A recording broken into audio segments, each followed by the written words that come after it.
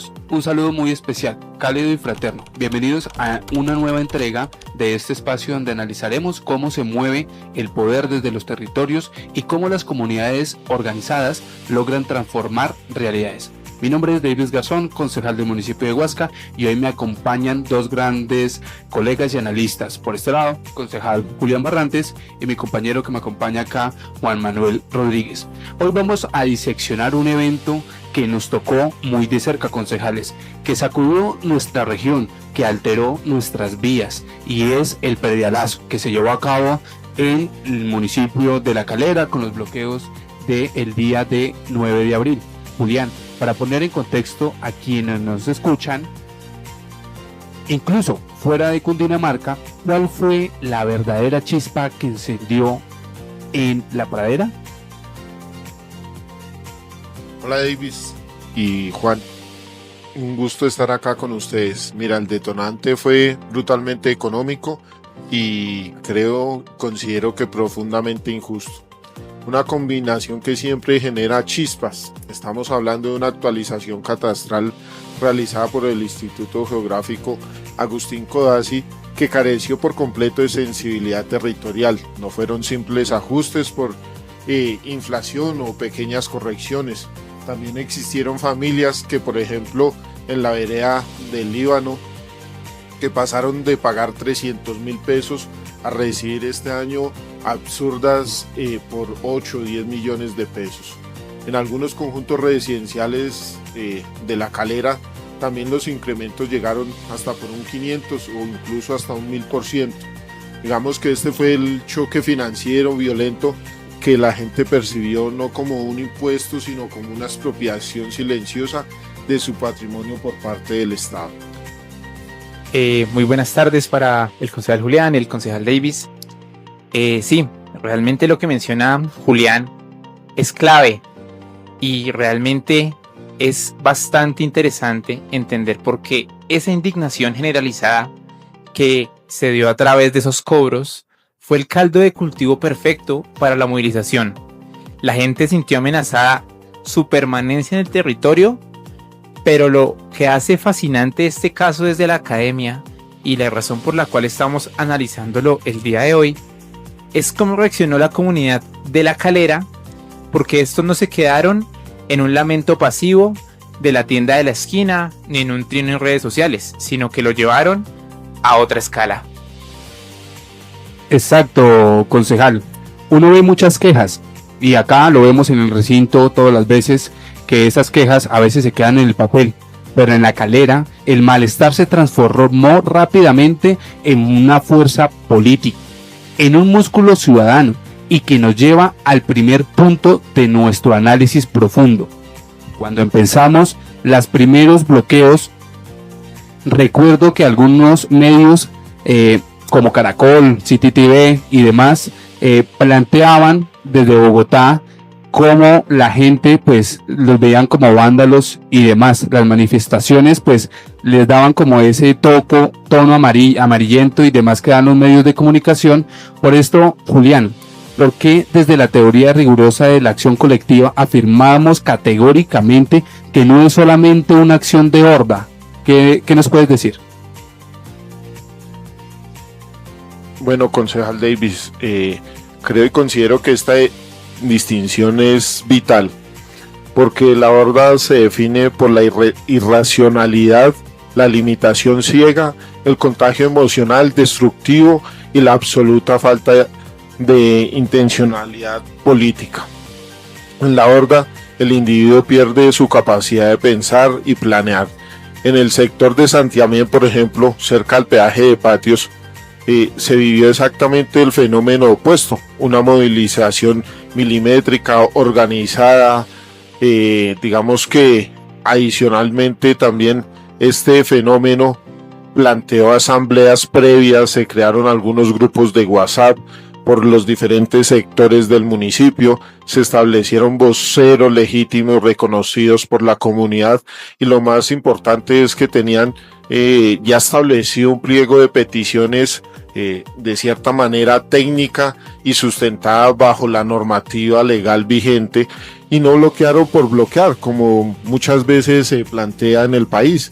También bloquearon, fue de una manera o una táctica logística calculada para forzar al gobierno nacional y al IGAC a escuchar algunos argumentos jurídicos, financieros y sociales que la comunidad de cierta manera planteó para que así fueran escuchadas.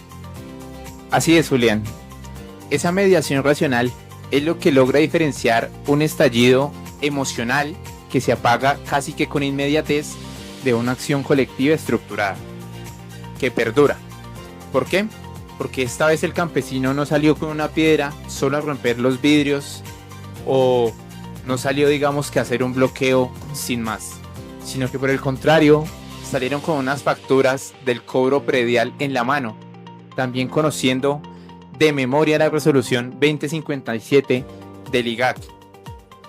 Esto nos genera un nivel de sofisticación política y de preparación técnica, que fue lo que desarmó por completo esa estrategia inicial que nos muestra, o que se nos mostró por parte del Estado, de deslegitimar esta protesta del municipio de La Calera. No podían llegar a tratar de ignorantes a los pobladores y a quienes estaban digamos que citando esos artículos de esta resolución de manera casi que concienzuda. Es una elección tremenda. Yo creo que desde la educación, la ciudadanía y el civismo, la gente de La Calera entendió que el canal institucional, el sistema de derecho, la petición estaba agotado, porque las respuestas eran las mismas de cajón, concejales.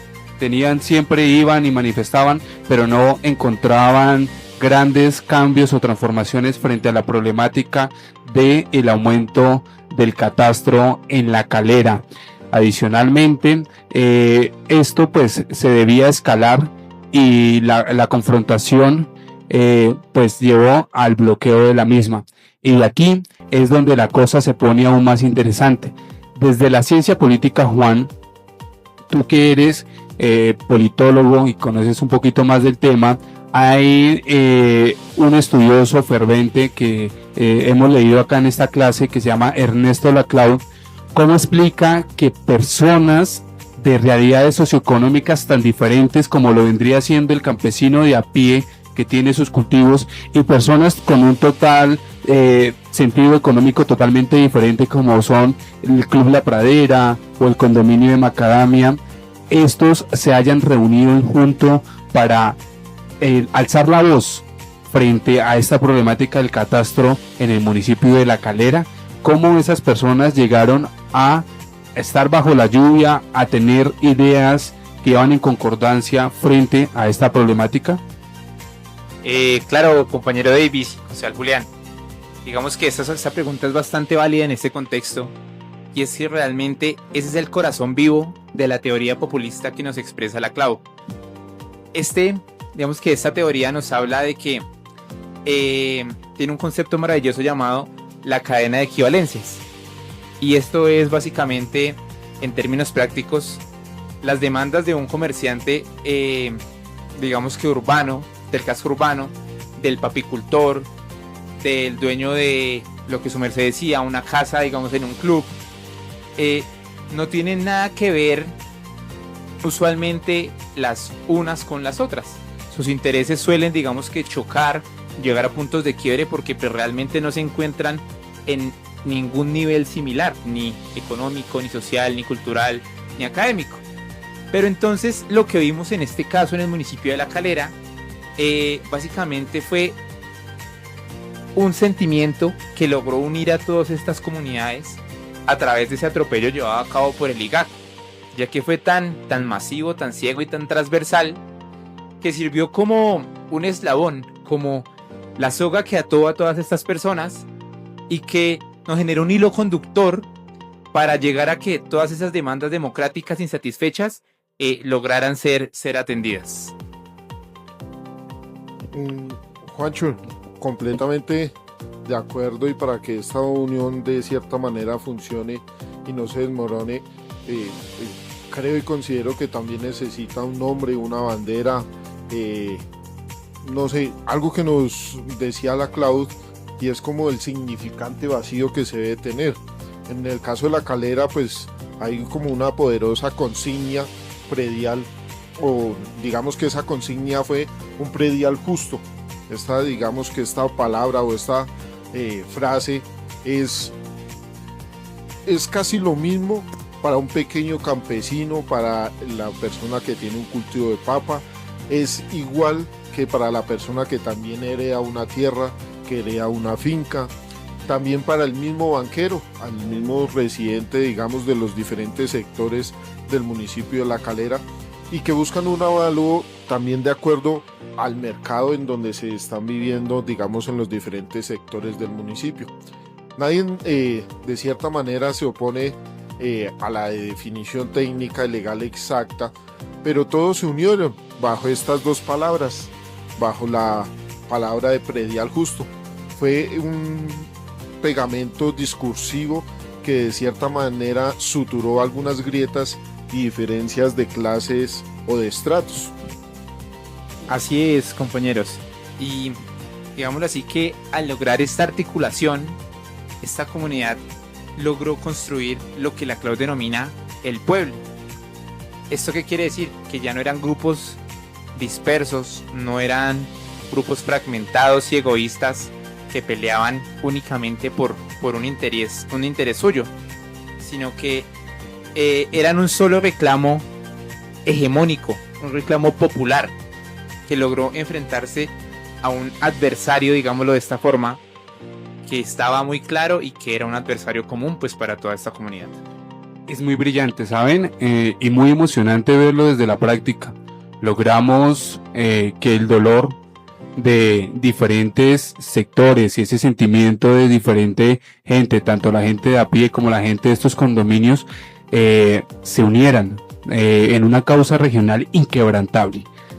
Creo que una nueva identidad ciudadana pues permitió que se llevara a cabo lo que pues el 9 de abril vimos y que tuvo afectación acá en nuestro municipio como los Guasque en la región, frente a lo que vendría siendo el paro para manifestarse frente a las alzas del impuesto predial.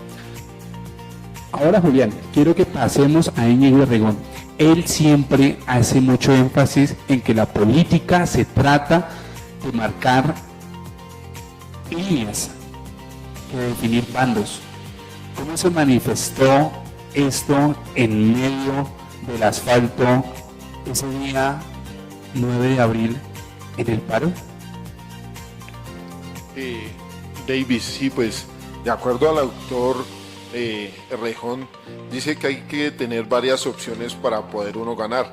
Hay que trazar una frontera política y nítida, ya que en La Calera la frontera fue de cierta manera discursiva como la física e intangible. Si bien es cierto, el bloqueo en el sector Los Patios dividió el mundo en dos, o de cierta manera dividió la problemática en dos.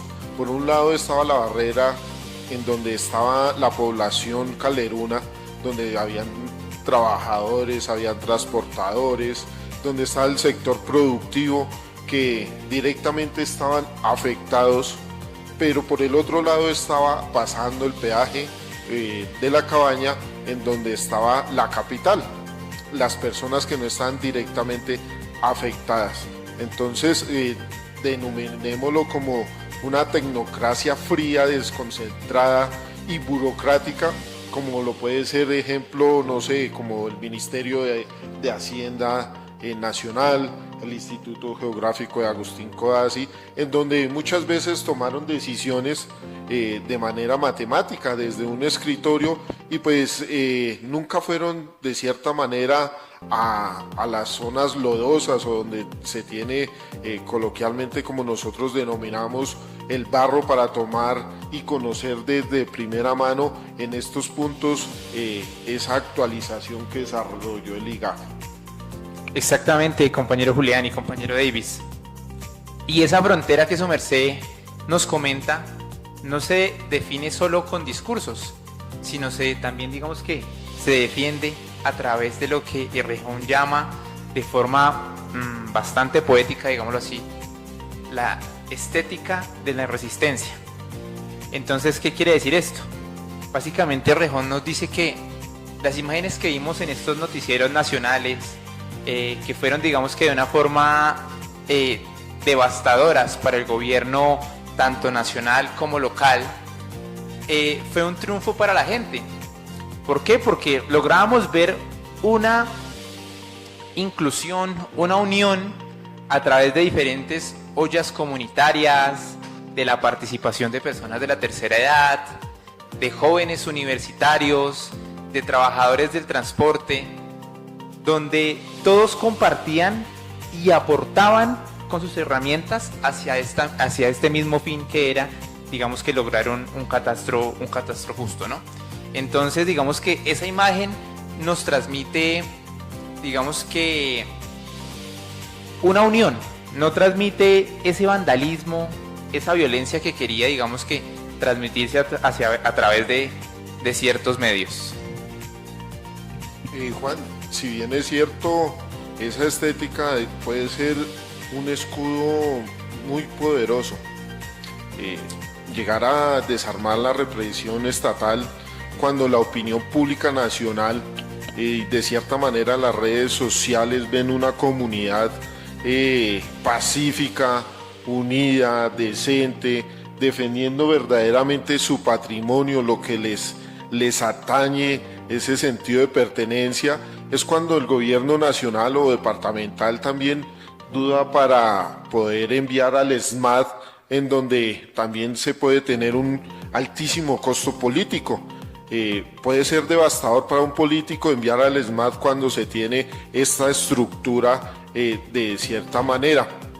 A eso, digamos que lo podemos denominar como una dimensión ganadora de la que estaba hablando Rejón, dotar de tal legitimidad moral e innegable a un reclamo que obliga al poder, en este caso a las altas esferas como es el gobierno nacional, la gobernación de Cundinamarca, al director o directora nacional del Instituto Geográfico de Agustín Codazzi, para que ellos salieran de sus oficinas, desde donde van a trabajar diariamente, donde hay alfombras, donde tienen sus comodidades y de donde se pueden sentar a negociar, a que se igualen con la población, de cierta manera denominarla normal o equipararla como si fuera menor, para que fueran hacia la carpa, fueran hacia la zona de la manifestación, donde debajo de una carpa de plástico y en medio de una vía pública se pudieran sentar a negociar con la población.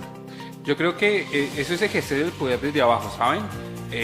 Obligando al Estado, en este caso el IGAC, la administración, desde la parte a reconocerlos, ¿no? Como válidos esas incertidumbres, esos reclamos, sentándolos en su propio terreno, en lo que vendría siendo la vía, donde está la olla, donde está la gente de a pie, bajo sus propias reglas temporales.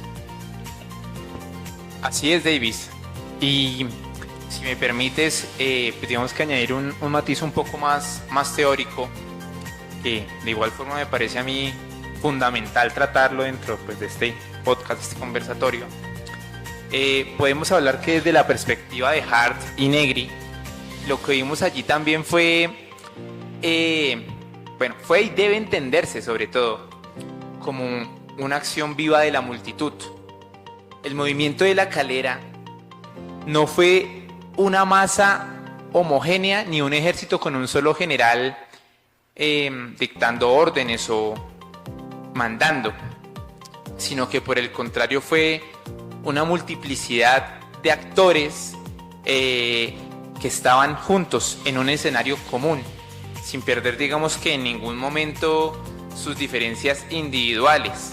La señora que pudo tener la rana seguía siendo la señora de la rana, el estudiante seguía siendo el estudiante y el ejecutivo o el banquero seguían estando dentro de su mismo papel. Pero cooperaban, lograban reunirse en una cooperación conjunta y digamos que demostraron una capacidad de autogobierno, de autogestión, que de cierta forma dejó impresionado no solo al gobierno local y departamental, sino que también logró llegar hasta un gobierno nacional, demostrando que esta capacidad de organización logística compleja de la protesta, a través de turnos rotativos, de turnos para los bloqueos y digamos que la redacción de textos también bastante académicos, son el conjunto de todos esos actores que teníamos en este paro. Claro, Juan, de cierta manera esto es una gran observación que tienes al respecto, pero si bien es cierto, también fue una demostración pura de la potencia de lo común. Operaron como si fuera una red de código abierto o como un enjambre inteligente, donde cada individuo de cierta manera aportaba, y más que aportar, desde su valor económico, fue más que todo desde su saber y hacer. Entonces, un ejemplo, el abogado redactaba algunos recursos de reposición, de pronto ejercía derechos de petición, ayudaba a revisar la norma nacional. El campesino o la persona de su tierra que no tenía esos ciertos conocimientos, entonces iba a traer la leña, iba y traía los productos como era la papa, la leche, las hortalizas, para de cierta manera realizar en conjunto una olla comunitaria y así de cierta manera poder seguir unificados trabajando en pro de la comunidad. Como por ejemplo también un transportador utilizaba su vehículo, que es el que le lleva de cierta manera el día a día, el sustento a su casa, lo utilizaba para atravesarlo en la vía y así bloquear estratégicamente los diferentes sectores del municipio de La Calera. También, por ejemplo, los jóvenes, y eso me pareció muy curioso y muy valorable de los jóvenes que manejaron unas redes sociales para que se visibilizara este entorno en donde se veía el conflicto, pero de cierta manera se veía también el trabajo comunitario de cierta manera en vivo. Entonces esto evitaba que no se sufriera de censuras y fue así como esta sinfonía de saberes aplicados a la resistencia. Entonces eso era para comentar. No, y totalmente de acuerdo, concejal Julián, y lo vimos y nosotros acá nos enteramos, y esto fue noticia nacional. Vimos como medios como Caracol, City TV, Caracol Radio dieron cobertura a esta acción colectiva de la comunidad de La Calera en torno a lo que vendría siendo el aumento catastral. Concejales, el tiempo pasa muy rápido y ya creo que se nos está acabando, pero quiero que cerremos con una pregunta, y es: ¿qué nos deja este evento de La Calera institucionalmente para el país, para nuestra región, para Huasca? ¿De qué nos sirvió analizar esta acción colectiva en el municipio de La Calera? Sí, David, de cierta manera considero que el legado principal que nos deja es la acción colectiva exitosa. No es la que más ruido hace, la que más desmanes tiene, ni la que más llantas llegan a quemar, sino la que mejor se articula, la que mejor se fundamenta. Cuando se logran combinar distintos saberes técnicos de la comunidad, en este caso, por ejemplo, en el caso de La Calera, como fue la articulación de algunos contadores, abogados, el campesinado, hay cierta unión o hay cierta fuerza social y visceral en una movilización masiva. Si bien es cierto, allí no se utilizó la fuerza para que la comunidad fuera escuchada por parte del Instituto Geográfico Agustín Codazzi, de cierta manera el Estado percibió que no necesitaban tantos desmanes para no tener otro remedio, sino que tener que ir a sentarse con la comunidad, sentarse, recalcular lo que están realizando allí. Entonces, de cierta manera, es de valorar lo que La Calera logra en este paro, en donde forzó alguna suspensión en términos, donde de cierta manera frenó algunos cobros coactivos que de cierta manera podían desarrollar, y que adicionalmente también forzó a que se ejerciera una revisión técnica en los diferentes avalúos que se habían realizado en estos predios de La Calera y que se llevara a cabo un avalúo predio a predio para así también la comunidad, que de cierta manera sentó un precedente, digamos que desde la parte legal, social, pero no solamente fue para la región o para el municipio, sino que considero que fue para todo el país. Totalmente de acuerdo con lo que expresa Julián, y de igual forma con lo que expresaba Davis. Creo que en esta acción colectiva, la comunidad de La Calera lo que logró generar finalmente fue un sentido común, y este podemos denominarlo como quizás el mayor triunfo político que puede lograr una comunidad. Hoy en día, creería yo que ni en La Calera, ni en Huasca, ni en las regiones cercanas donde pudimos visualizar este fenómeno, ningún alcalde se atrevería a realizar una actualización catastral a puerta cerrada en conjunto con el IGAC. ¿Por qué? Porque efectivamente ya pudieron observar cuál puede ser la reacción de una comunidad correctamente organizada. Además, creo que este triunfo lo que logra es quitarle a esta participación ciudadana ese sesgo de que es solo una multitud desorganizada, sino que efectivamente esta participación ciudadana se vuelve un requisito absoluto de estabilidad política y pues de gobernabilidad. Totalmente de acuerdo con ustedes, concejal Julián, concejal Juan. Yo creo que desde nuestra posición acá como concejales del municipio, y por eso el día de hoy nos tomamos este escenario para poder dar cuenta de esta acción colectiva llevado a cabo en La Calera, y para cada una de las personas que nos escuchan y nos ven a través de este medio, de este video podcast, líderes de nuestro municipio, comunidades que nos escuchan, la gran lección es un mandato ineludible, o sea, algo que cambia la percepción en que las entidades como las alcaldías y diferentes instituciones ven al campesinado, ven estas acciones y estos reclamos de la gente. Si las instituciones se vuelven sordas y no guardan un diálogo real, transparente y justo, el pueblo está en la capacidad de construir su propia vía de exigibilidad. El liderazgo social efectivo y moderno es aquel que sabe identificar a tiempo esos significantes vacíos.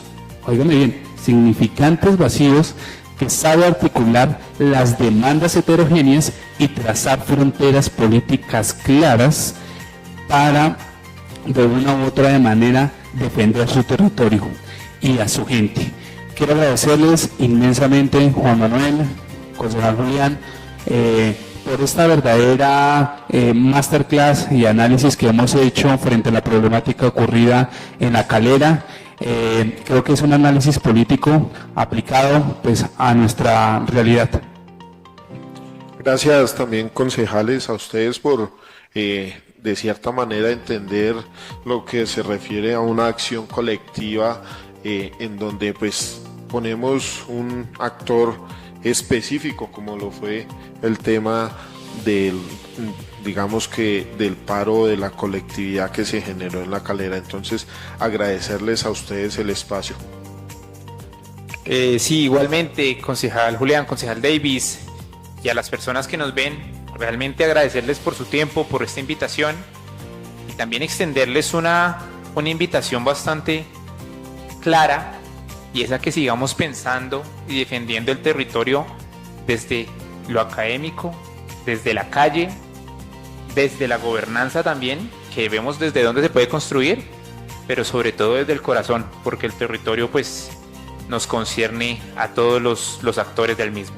Muchas gracias. Bueno, y ya por último a nuestra querida audiencia de la Universidad del Rosario, a la comunidad que nos escucha acá en el territorio, en el municipio de Huasca, aquellas personas que de pronto nos alcanzan a escuchar en el departamento de Cundinamarca, en el municipio de La Calera, muchas gracias por acompañarnos hasta el final. Y pues nada, nos vemos en un próximo análisis, en otro nuevo tema, y sigamos construyendo país.